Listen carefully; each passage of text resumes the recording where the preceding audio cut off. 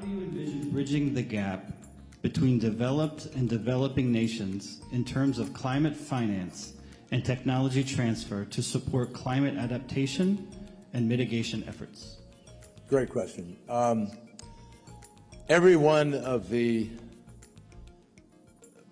initiatives that I articulated earlier, the ETA, the various lending, the programs, the money the President's putting up, all of those things are going to help to accelerate the dispersal of money. The World Bank, ability to leverage.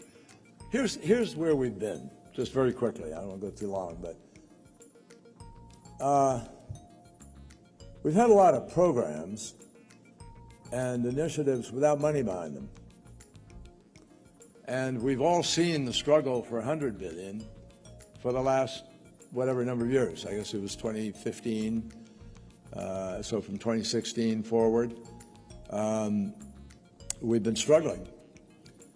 No government in the world, this is what I sort of landed on when I finished being Secretary of State, the recognition that no government in the world has enough money to affect this transition. I mean, if we wanted to be the nicest, best, biggest donor beyond where we are today, we don't have the money, and we're the richest economy on the planet.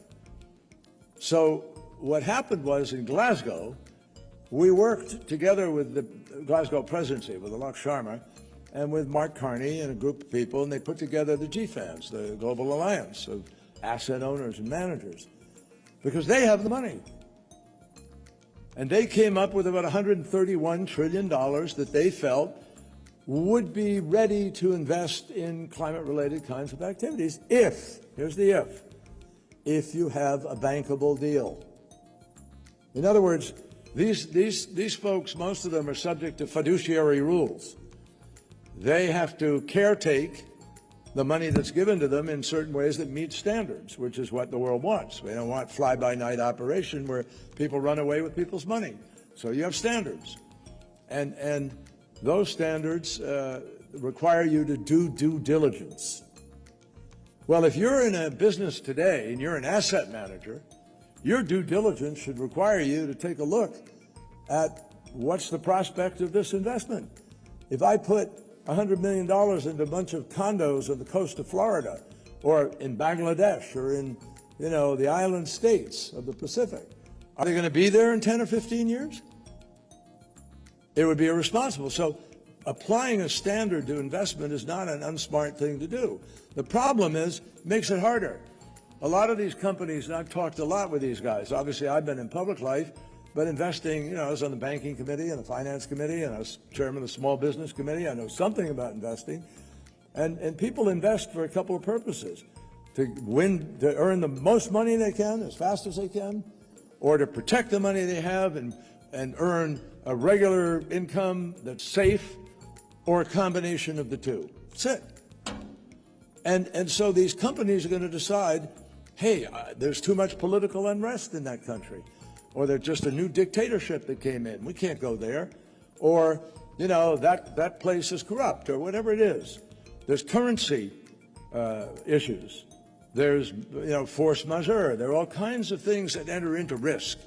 And that's why we set up a fund to try to address risk, to do what's called blended finance. The Jet P that we did with Indonesia took us a year and a half, but it's a deal where we put money on the table, and it helps them to be able to take the risk away and attract private capital. So they got $10 billion from the public sector, $10 billion from the private sector, and you get a deal.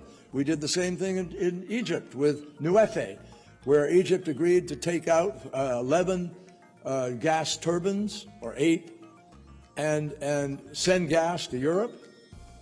They didn't need it because they took the gas out, and they would deploy renewables in their place. A 15 gigawatt net shift in emissions.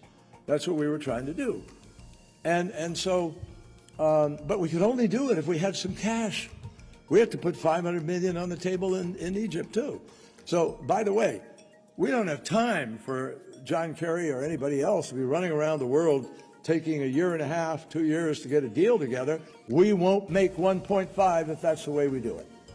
So we've got to find a way to unleash a torrent of that money, and that's why we have the ETA and the other finance mechanisms that you see coming onto the table.